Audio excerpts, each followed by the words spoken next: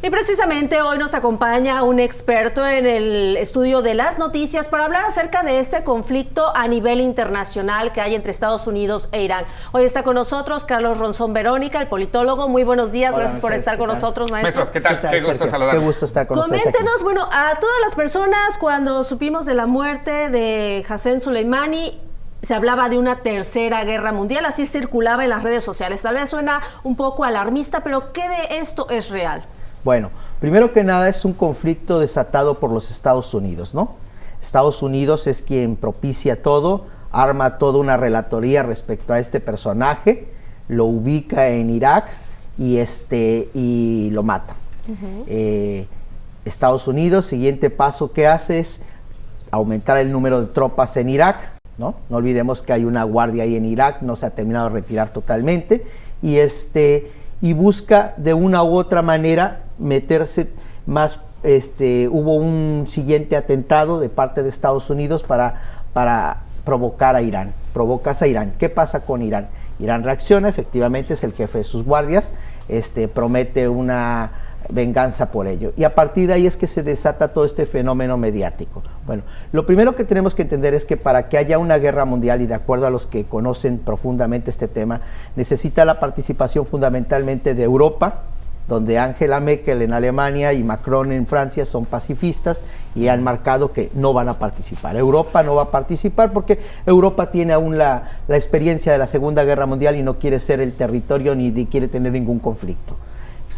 Tal vez Inglaterra sí sea un aliado estratégico, como siempre lo ha sido, de los Estados Unidos. En el siguiente caso es Rusia. Rusia va a asumir, Vladimir Putin va a asumir la misma estrategia que usó en el caso de Siria y del Califato, que es una participación activa pero imparcial. Estoy ahí, pero no me voy a meter. ¿Por qué? Porque él tiene intereses con Irán, precisamente. Y el tercer actor importante es China. China tiene una guerra comercial con los Estados Unidos, no le interesa ser potencia militar ahorita a China, le interesa seguir conquistando mercados y entonces también se va a mantener al margen. ¿Quiénes pudieran entonces estar en este bando de los Estados Unidos? Desde luego Inglaterra, Estados Unidos presionará a Latinoamérica como siempre lo ha hecho. No olvidemos que en anteriores conflictos siempre lo hace, presionará al mundo para sus aliados, Australia, Canadá, a toda América Latina, para que lo apoyen en esto, en reconocimiento. ¿Quiénes irían a un conflicto bélico con él? Desde luego que iría Arabia Saudita, Kuwait, irían los Emiratos Árabes Unidos, iría Israel, desde luego, y necesitaría de los turcos, de Turquía, como un aliado estratégico. ¿Quiénes estarían del lado de Irán? Del lado de Irán estaría desde luego Irán y los grupos radicales, que son los yemeníes, ¿sí? El que tienen un conflicto permanente en la península arábiga con Arabia Saudita, y los grupos como Hezbollah, Hamas, ¿no? Que estarían tanto en el Líbano como en Siria, y los del Califato.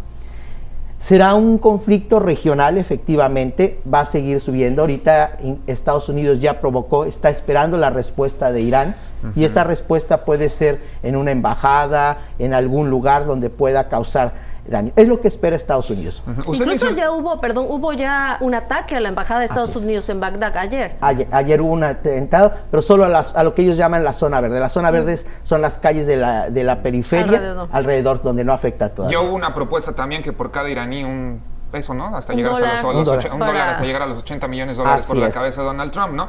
Lo que comentaba con respecto a este miedo y esta ansiedad creada también por los internautas, yo le pregunto, maestro, si Donald Trump en todo caso midió las consecuencias. Sí las midió. No olvidemos que Donald Trump el año pasado empezó con el fenómeno de la migración para presionar a México, luego siguió el fenómeno del narcotráfico y terminó con el caso del TEMEC, del Tratado de Libre Comercio. Y se dio cuenta que no pasa del 30 y algo % en su margen electoral, en su reelección. Este mes es el impeachment, ¿no?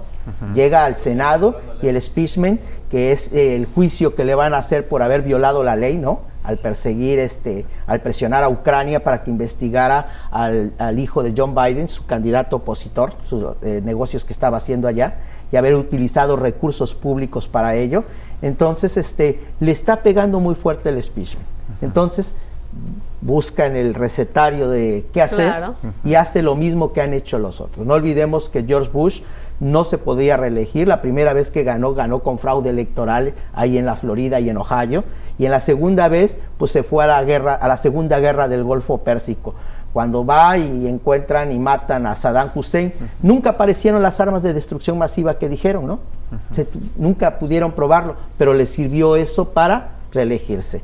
Barack Obama igual, aunque era un presidente que tenía una base social también fuerte, la parte belicosa de los Estados Unidos no lo quería reelegir, igual se fue a una guerra, Afganistán, no olvidemos, y en la búsqueda de Osama Bin Laden, la captura y muerte de Osama Bin Laden, y eso le permite al votante americano, fundamentalmente el votante blanco americano, es belicoso, le gusta ese nacionalismo belicoso, y entonces a eso le está apostando para poder cruzar al 40 y algo, 50% y poderse reelegir. Y es la misma receta, la misma estrategia que se está usando. Pero con esto no podría traer otras consecuencias, como por ejemplo, usted mismo lo dice, le gusta ese belicoso, esa provocación, y que se vayan a desatar algunos atentados en Estados Unidos, en otras partes del mundo, precisamente contra los iraníes, y también ya se vio reflejado en los mercados. Este viernes cayó la bolsa, también ya se impactó en el precio del petróleo. O sea, no tan solo es lo electoral en Estados Unidos, sino también tiene un impacto a nivel internacional en otros sectores. En efectos del poder, cuando se busca el poder político, nada, todo lo vale, ¿no? Y por eso es que se avientan este tipo de decisiones.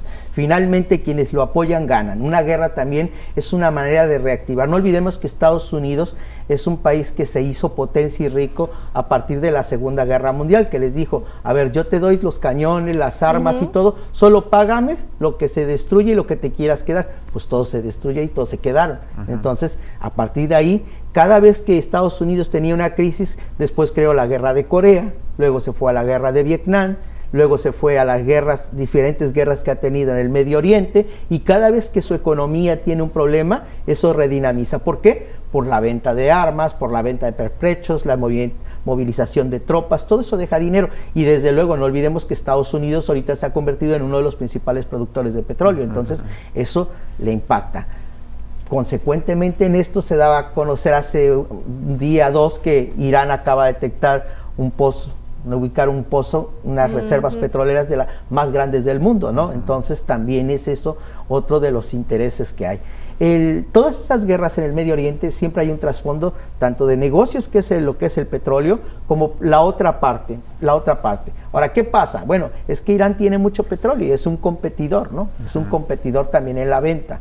Pero aquí fundamentalmente la estrategia es por la reelección. Ahora, sí existe un riesgo real de que en un momento dado, en esta espiral de conflictos, se les pueda ir de las manos y el conflicto se alargue o escale o tenga mayores consecuencias, porque tú no puedes tener el control de todo. Ellos mantienen y estudian y saben las consecuencias aquí y allá, pero finalmente no puedes tener el control de todo. Claro, maestro, precisamente ya para finalizar, ¿le va a alcanzar alargar hasta el noviembre al presidente de los Estados Unidos, Donald Trump, este suceso? Yo creo que lo que más que todo es lo que buscan cuando hacen un conflicto como esto, no les importa el tiempo que se alargue, lo que importa es que se vean como líderes militares, que manejen, que demuestren liderazgo, que son muy capaces de defender y proteger a los Estados Unidos, que eso es lo que importa mucho. Ahora, ¿qué pasa con México? Bueno, le pasará lo mismo que ha pasado en estos conflictos con los otros presidentes. Si necesita el respaldo de los países, obligará a que los países respalden. No olvidemos que Vicente Fox en la Segunda Guerra del Golfo Pérsico le costó una reforma migratoria que ya estaba casi firmada, y por no apoyar a George Bush Jr. en la guerra, simplemente nada más tenía que decir sí apoyo el movimiento, la canceló y se perdió ese movimiento. Y en el caso del conflicto con Obama, pues México simplemente también sí desconoció, sí acusó al terrorismo y todo, y bueno, no hubo consecuencia ahí. Entonces, al presidente López Obrador, si necesita el gobierno de Estados Unidos que se pronuncie los gobiernos, lo va a presionar a que se pronuncie en un sentido o en otro. Y quizás esa es la única consecuencia que podemos tener. ¿Cómo puedes obligarlo? Así como obligó al presidente López Obrador a los acuerdos migratorios y a las demás, con medidas comerciales. ¿Qué es lo que está amenazando ahorita a Irak, ¿no? Que si expulsa a sus tropas o no lo ayuda a Estados Unidos, le va a aplicar medidas comerciales, ¿no? Como las que nos ha aplicado a nosotros. Entonces, ese es el problema. Si necesita Estados Unidos el respaldo del mundo, va a obligar con medidas, y eso es lo que pasaría con México. Es la única consecuencia. La otra que pudiéramos tener nosotros es nuestra frontera tan permeable, ¿no? Que pudiera ser una acusación para presionarnos de que hay que cerrar la frontera, hay que hacer algo porque por la frontera mexicana pueden entrar terroristas y atacarnos, y es algo que vende muy bien. Perfecto. Pues muchas gracias, maestro. Gracias, y sin duda en los aeropuertos luego va a empezar a aumentar esta psicosis, más revisiones y ese tipo de situaciones. Y vamos a empezar a ver en redes sociales, películas, series, todo para ir preparando a la gente mentalmente para la guerra y crear este ambiente de psicosis y de desconfianza y verle cara de terroristas a todos en Estados Unidos, y nos contagia eso por nuestra cercanía. Maestro, muchísimas gracias por acompañarnos. Gracias por aceptar la invitación.